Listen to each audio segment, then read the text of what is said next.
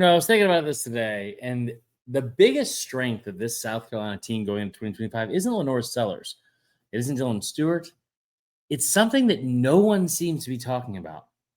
We talk about it next. Locked On Gamecock starts right now.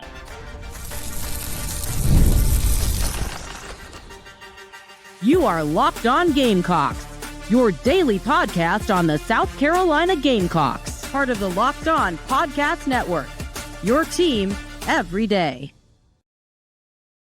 What's up, guys? Welcome into Locked On Gamecocks. I'm your host, Chris Marler. I hope everyone's having a fantastic, whenever you listen to this, Wednesday, Thursday, Friday, Saturday, what have you, as we close out the month of get into the month of July. We're at the halfway point of the year.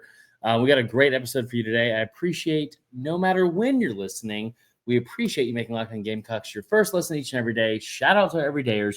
Remember, we're a free and available podcast wherever you get your podcasts, as well as on YouTube, part of the Locked On Podcast Network, your team every day. Now, today's episode brought to you by our friends at Monarch Money. Take control of your finances with Monarch Money. Use the code LOCKEDONCollege at monarchmoney.com for 50% off your first year. Let's get into today's show. What we're going to talk about is this. We got a pretty good show for you. I'm excited. I'm going through all these preseason things and what everyone seems to think they know and the predictions and projections and all that kind of stuff. And most of them are, I'm not going to say they're right, wrong, or something, but there's somewhere in between. The truth is always somewhere in the middle, right? As with most things. When it comes to the South Carolina team, though, we talk ad nauseum about how great Lenore Sellers is, with good reason. We talk about how great the defense can be, even though they have a lot to replace. We talk about the position players, all that kind of stuff. But I've yet to hear anyone say what I think is the true strength of this team. We're going to talk about it today. The strength of this team is continuity. And I was thinking about this mainly because of whenever I look at how I would rank personally teams going into a season, the things I always look at first is what do they have coming back from a player standpoint, coaching standpoint, what does the schedule look like, what's most manageable, and what are their biggest obstacles to climb. Now, their biggest strengths and biggest obstacles to climb. When you look at the way the sport is now, in the past, I would always go, all right, how many returning starters does each team have? Because that's a big indicator of how much experience you have on a team and how good you could be year over year. If you have a ton of returning starters from a team that won 9 or 10 games, chances are you're going to be really good the following year. Well, in this day and age of football, that's not an important metric really anymore, because the year-over-year turnover is as big, or probably the biggest or largest that it's ever been, because of the transfer portal. You're seeing teams finally adjust to it. You're seeing teams finally figure out how to bring in players from other schools, and whether it be Power 4 or G5 or whatever, and getting veterans and players with experience, kids that basically went through a 2-year, 3-year situation and got as many reps at a different school as possible, and then are coming into your school, especially in the SEC, hoping to participate and contribute immediately. There's a lot of turnover year over year for every team. South Carolina has a ton on defense, especially in the front seven. Then they have a ton when it comes to your interior offensive line. But I think the bigger thing that no one seems to be talking about is the continuity this team has at important positions, and then also on the coaching staff. One of the things that I feel like for a long time, when you talk about how difficult it was to win when Nick Saban was at Alabama, a big thing about Saban was, he was having turnover at his coaching staff constantly, having to replace guys at different position coaches, having replace different OCs. But you saw time and time again when he was at his best, that 2014 to 2016 type year, 2010 to 2015, those years where they won a bunch of national championships, right? Well, he did that with a total of 3 offensive coordinators, and he did it with a total of 1 defensive coordinator.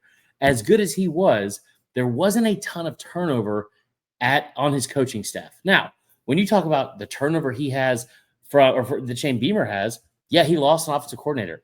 But he lost an offensive coordinator and gained a guy with over 25 years of experience at the highest level as well. He has been an OC not just in college, a head coach in college in this league, albeit 20 years ago, but also was an OC in the NFL. So that leads me to think that, listen, you should panic for a lot of things. The turnover you have just at OC, not really one of them. When I look at what are the most important things on a coaching staff, it starts with the defensive coordinator and offensive coordinator, right? Well, the defensive coordinator you have coming back, Clayton White, has been a strong mainstay and a key cog in this wheel that keeps going on and on and on of how good they have been under Shane Beamer. This program has been great under Beamer in his first 4 years, right? You're going to year 5, and you talk about one of the biggest reasons why they have been so consistent. It's because of how good the defense has been. Every single year, you go into this like the preseason with South Carolina, it seems like it's, well, they're probably going to be pretty average at this. They're probably going to be pretty average here. They're not going to be great. They're probably going to be 6-6. It's the same crap year in, year out. And we hear the same thing over and over with the defense. It's just rinse, repeat, start a new year. They have a lot to replace this year. You lost 5 guys in the NFL. But if there's one person that I trust in this entire league to be able to get the ship righted, I think that's a correct phrasing, or to right the ship and avoid any sort of catastrophic step back, it's Clayton White. And Clayton White has been phenomenal for you. Right? He's been phenomenal for you. You've led the SEC in turnovers for each of the last 4 years combined. I think it's somewhere around like 88 total in those 4 years. You know you're going to put yourself in good positions. Now you look at the offense. You talk about well, let's stay with the defense for a second. Where are your strengths there? Yeah, you got to replace a ton in the front 7, but you brought in some really, really good players. You brought in multiple former 5-stars out of high school that transferred in from Florida State, Texas A&M. You also, just by the way, return arguably the best defender in the entire country in Dylan Stewart going into his second year. Then you have a secondary that should be a strength of this defense, maybe a strength and best unit on this team. I know the defense is going to be good. I know the defense is not going to take a huge step back because of Clayton White. Most of the guys that you have are not coming in to step in right away and be, oh my gosh, they're freshmen that have to be thrust into this action right away. No, you've recruited well enough and you've done a good enough job in the portal that the guys you're replacing are all either experienced or have at least been in the program for a year or two at least. So you're not going into a situation where you have to have true freshmen, have to have first-year starters across the board that have zero experience. And you're not in a situation where you have zero experience at the Power 4 or even SEC level with the guys you're going to start for the first time in Carolina, even though they might have been starters somewhere else. I have zero concerns with Clayton White. I really do. I think we talk about this all the time, earning the benefit of the doubt. Earning the benefit of the doubt in this day and age in college sports, and especially in college football, and especially in SEC football, there may be no person that we talk about less that deserves it more than Clayton White. Kirby Smart, yeah. Glenn Schumann gets all this pub, and all this love, oh, he's fantastic. Well, he's got Kirby Smart as his overseer, that defensive coordinator position. You look at what we have here at South Carolina. I mean, dude, Clayton White, year in, year out, no one does more, seemingly with less, than Clayton White. And the problem, not the problem, but the thing about that is it's I say seemingly less strictly because going into the season, people assume, they don't have as much. Who's Kyle Kennard? No clue. Who's Demetrius Knight Jr.? They got a kid from Charlotte that's going to come in and start right away. Oh, just so happens to be a top 50 player to take in the NFL draft. Kyle Kennard, who's that? Oh, I'm glad you asked. He's the SEC Defensive Player of the Year. I mean, no one deserves to have the benefit of the doubt more, I think, at this coordinator position that doesn't already get it more than Clayton White. Now, when we come back, we'll talk about the offense and what I think the Mike Shula situation, also a tremendous amount of strength that no one seems to be talking about. And it's not just Shula, it's everything that he has in place around him in the offense. And honestly, when you think about the puppet strings that Beamer has been pulling this year more than any, I don't think it sets up to be a year where, man, I hope they can hold on and continue to have another good season. I think this is a year where they are set up for success way more than people are giving credit for. And this might be not an all-in or bust, but this might be a all-time run you could make towards the playoff this season because of what you have in place. Now, before we go to break, I do want to give you a quick shout out to a new friend of the pod, and that is our friends at Rugiet. Rugiet, listen, guys, you've probably heard of Viagra or Cialis. Maybe you've even tried them. But if you're looking for something beyond the usual pill, it's time to meet Rugiet Ready. Rugiet Ready is a next-gen prescription treatment designed to amplify arousal in the brain and boost blood flow. Unlike the usual pills that can take hours, Rugiet's 3-in-1 formula dissolves under your tongue and kicks in fast, on average in just 15 minutes. Effects can last up to 36 hours, so you can stay confident and in control when the moment is right. If traditional options haven't worked, Rugiet might be the answer. And listen, over 150,000 men have already made the switch.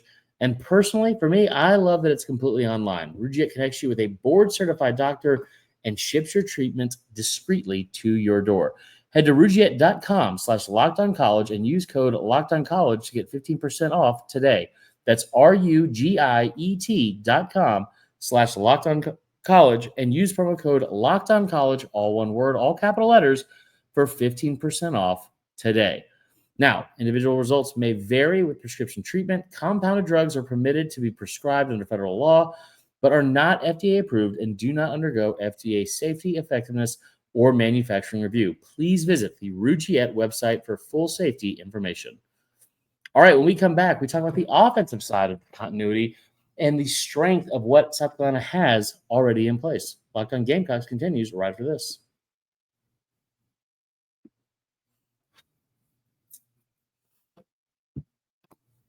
We're talking the offensive side of the ball and the continuity that goes there. And here's the thing, guys. Think about how big a staff is now. Think about how big a staff is for college football teams. Florida has like more staff than they do players. And that's not even making a joke about players in the portal or anything. They just have a massive, massive staff full of analysts and all that kind of stuff. And you've seen this trend grow and grow and grow. Now, you think about the key guys on a coaching staff, think offensively, offensive coordinator, offensive line coach, tight ends coach, running backs coach, things like that. Now, we talk all the time about like first-year starters and players and like, those guys getting their feet wet and how much they grow from year one to year two. Think about how many young staffers you've had. I mean, Mike Fury at the receiver coach position, no one thought he was going to recruit the way he's recruited. He's been head and shoulders way above what we thought he would be, right? Just a phenomenal job. Then you think about some of the other stuff that you had come in place here, right? And you look at where each player's Markwell Blackwell, the running backs coach, he's going into year 3 as a running backs coach. Then you talk about a situation like Lonnie Teasley. Lonnie Teasley is a guy that is going into his 3rd year as an offensive line coach. I'm right about Markwell Blackwell, right? No, it's his second, and then it's pardon me, guys. It's Markwell Blackwell, the running backs coach. It's his 2nd year. It's Lonnie Teasley's 3rd year. Then you have Mike Fury, who's his 2nd year.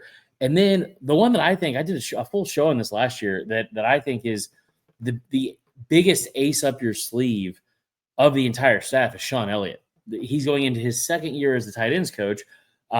He's also the run game coordinator. But that's a guy, guys, when he was at Georgia State, that run game at Georgia State was phenomenal. Averaged around 214 yards per game for several years there. Was really, really good. Then on top of that, he's a guy that's already familiar with here, and he's also a head coach at Georgia State, like down the road from where I'm recording this. Like, that's a guy that with a tremendous amount of experience. Then you have going into the main part of this year. This is the one guy you really had to replace. It's a new guy, Mike Shula. Now, Mike Shula might go into this season, and it might be a situation where he's getting his feet wet. He's not as good as he's supposed to be, or he's not as good as maybe Dowell Loggins was for 6 games last year. Let's keep in mind, this South Carolina offense has not exactly been top 20, torching defenses type of offense over the last several years. They've been good at times, and over the last six games last year, they were really good. But you think about the things that go into that, right? What skill position players you have around your quarterback? How's the offensive line? The offensive line's been pretty average to below average for the last 2 years. So I don't really expect that to change. If anything, I keep expecting it to go up. You replaced a lot of production and a lot of snaps that you lost. It's the number I always say. 93.5% of your snaps on the interior offensive line are gone. But as I said at the start of the show, that more than ever is not as big of a deal as it used to be, because you're not replacing him with a guy that hasn't seen any sort of snaps or any sort of experience on the O-line at the SEC or even G5 or Power 4 level because of the transfer portal. That's the beauty of it. You also return both anchors at your tackle position. You're bringing in what should be one of the best running backs in the country from the portal with Russell Faison, as long as the NCAA gets their head out of their blank.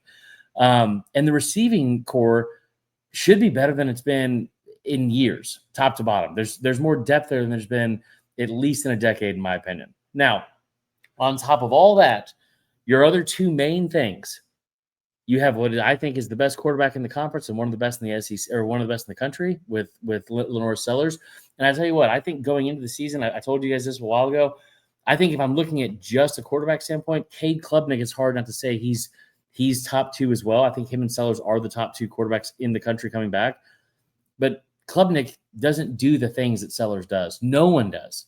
Like, he's going to get better at passing. He's going even better. He is still going to be as elusive as he was a year ago. And you think about him being able to extend plays with his legs. He's also going to be a situation where, like, some of those mistakes he was making early on in his career, I think that they might not disappear completely, but they're going to fall a lot. There's more tape on him, but there's also there's no tape you can watch to say, hey, man, make sure you wrap up. Make sure you go wrap up that 6'3.5", 240-pound, absolute freak of nature athlete that seems to always get out of stuff, whether it's a defensive lineman from Mizzou, whether it's a defensive lineman from Clemson, whether it's a defensive lineman from A&M, these former 5-stars, future first-rounders, anybody can get it, flat out, okay? So going into this season, you have that at quarterback. What's the one new face? It's your OC, Mike Shula. And the good news for you on that front is that is a dude that has not just a couple years experience in coaching, not just a couple years experience at the college level or pro level, 40 years, 38 to be exact. Maybe we should round down because I'm 39 and I don't want to really round up to 40. But nearly 40 years of experience. This guy has been an analyst, an assistant, or some level of coach in the NFL or college since 1987. Okay? He's been on your staff as an analyst last year for one year, and now is taking over the OC. If that isn't a setup for success with the one new face, you're bringing in is the guy that has probably more experience and years coaching than the rest of the staff combined. Like, the one new face you're bringing in that isn't part of the continuity I'm talking about is a guy that just so happens to have in his back pocket 38 years of coaching experience at not just college, but the NFL level, most of it at the NFL level. I mean, guys, like, this is a strength that people, for whatever reason, continue to overlook because, like, think about how many times you've seen teams that have been like, oh, man, they're in a good position, but, man, they had to replace both coordinators. Or you see a guy where a coordinator has announced they're going to go somewhere else, at the end of this season, and they're going to finish out the bowl season, but then they're going off here. Kiffin did that at Alabama. And it was a massive drop-off, if you remember, from where they ended up he left, I think, before the national championship game. Like, my main point is the fall-off in terms of losing a coordinator and how focused he is if he leaves during bowl season, or just from year over year, the difference in losing those guys, the main guy that's been calling plays for offense or defense, having to replace that guy, whether it be in a bowl game or a full season, that's usually a pretty dramatic change. Sometimes it's for the good, right? But a lot of times it's at least a pretty big dramatic change. The continuity, like think about this from a practice standpoint. And those of you that played sports, you know this better than anybody. There's just stuff that you have to get used to. And when you have a constant change over and over, think about some of these guys that have been like Jackson Arnold. Jackson Arnold's going to Auburn. He's going to be under his fourth coordinator going into his third year. Like, he's had 4 coordinators so far, and he's played 2 years of college football. He's about to start his third. And that's a pretty normal thing sometimes for college players now. At Carolina, you're not going into a situation where it's like, oh, man, I got this new coach. He does things completely different than the old coach. We have, the way we go about practice, the way we go about our meetings, the way we go. All of that is a frustrating, or at least a different. People don't like change. People don't like change, okay? And those are things that, when you have to go through them, it is at least usually a pretty, a hiccup and something you have to get used to. Well, South Carolina, you don't have to do that. This coaching staff is not having to do that. And I think that when you look at the strengths, all the strengths that are already in place for this team, this is the one that I mean, Sellers is huge. Stewart is huge. All these players and blue chip talent, you have the highest blue chip ratio you've had under Beamer yet. You have the most talented roster you've had under Beamer yet. All that's huge. But the continuity of the staff, the one calling the plays, running the practices, doing the recruiting, doing the coaching on a day in and day out basis, especially on game days, that's the same. And as we've seen over and over and over again, sometimes that is a bigger deal than anything else that we see on the field. All right, before we close out today's show, I want to give a quick shout out to our friends at Monarch Money. Listen, guys, here's the deal. If you ever wish you were managing your money and you wish that it felt a little bit easier, well, with Monarch Money, it can. Whether you're growing your savings or planning a big purchase, Monarch puts you in the driver's seat. It's like having your own personal CFO, giving you full visibility and control over your finances. Monarch Money is more than a budgeting app. It's a complete financial command center. You can track all your accounts, investments, and spending in one place. So in addition to managing your money, you're also building wealth.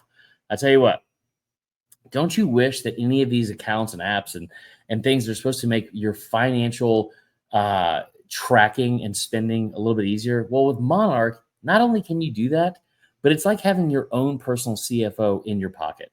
And you're not just managing money, okay? It's way more than a budgeting app. It's a complete financial command center. You can track all of your accounts, investments, spending in one place. So in addition to managing your money, you are building wealth. And that is a big difference than just managing money. Take control of your finances with Monarch Money. Use the code LOCKEDONCollege at monarchmoney.com for 50% off your first year. That's monarchmoney.com, code LOCKEDONCollege for half off your first year. When we come back, we're going to close out with one thing in this new series I have. One thing that I don't think we're talking enough about. This is the latest that I think will end up being a household name by the end of the season. Locked On Gamecocks continues right after this. All right, we close out today's show with our new and continuing series that we're going to talk about leading up until the first day of football and that countdown to kickoff. And what's one thing we are not talking enough about? I'll tell you. I think it's the size of the offensive line. The offensive line should, at the very least, be much, much bigger than it has been in years past. Now, listen, the size of this offensive line, we don't know who all is going to be a starter yet. I think we know who the tackles are going to be, obviously, right? Like, that's not, I don't think it's ever debate. Casey Henry's going to take the right tackle position. Obviously, Josiah Thompson's going to be your left tackle, right? That's pretty simple. You brought in a couple of guys. The kid from Troy, Boaz Stanley. Any name like Boaz, I feel like it's going to be a ball player. You brought in a kid from Wake Forest. All of those guys that you brought in. I'm not saying size has been a issue for South Carolina in the past, but it has been something like the offensive line in general has been something that has been a liability at times, right? So the first thing you can do to try to improve that is bring in talent, which they've done. Thompson obviously is really good. You did really well in the portal, and you're replacing those three interior offensive linemen. I've said this over and over again. I know the stats that you're replacing, but I also feel like it's a wash because the how many of those snaps resulted in Lenore Sellers running for his life, negative plays in the run game, all that kind of stuff. I think you're in a really good situation where you should have at least in the last 3 years, you should probably have the best offensive line you've had in the last 3 years. Across the board, depending on now, let's use Lindy's as an example of who the offensive lineman they have starting. And that now take this with a grain of salt because they also don't have Lenore Sellers listed as a full-time returning starter in bold. But the five guys you have listed here, Josiah Thompson, Tree, Boaz Stanley, Trevon Ball, Casey Henry, regardless if they're going to play or not, right? If those are the guys or not, you're at least looking at an offensive line across the board where you should be around 6'4", 6'4.5", 321 pounds. That is, at least with what you're going up against around the SEC, that's a big deal. Now, just having the biggest offensive line doesn't always mean you're going to have the best offensive line, but I do think you're already going to be improved in that spot anyway and on that unit. And having added size, especially size like that, you think about the average size of the NFL offensive line is around 333 pounds. You're at 321 at South Carolina. So physically, you feel pretty confident in those guys going in, play in and play out and being able to hold their own. The other part of it too, this is the first time you're going to have in several years, you're going to feel like you have some guys that, one, know how to play multiple positions and can kind of go. Like Stanley is a perfect example, the kid from Troy. He played 700-something snaps last year. Some at right tackle. He had like 486 of his 730 total were at center. That's a guy that can play interior, inside, outside, wherever. Tree's another guy like the same thing. He can play, tackle or guard. He's probably going to play guard because that's where he fits best. But regardless, you have all those guys that are physically ready to go on and kind of take on a bigger role and play, I think, in much better than the last 2 years we've seen from that unit. And for the first time in a long time, it feels like you've got guys who can play multiple positions and you've got depth across the first and second string, which that is a very big deal and something South Carolina has not had in place over the past couple of years. That is all for today's show. I hope you guys enjoyed it. We'll be back tomorrow with another show or two, closing out the month of June. And until then, go Cox.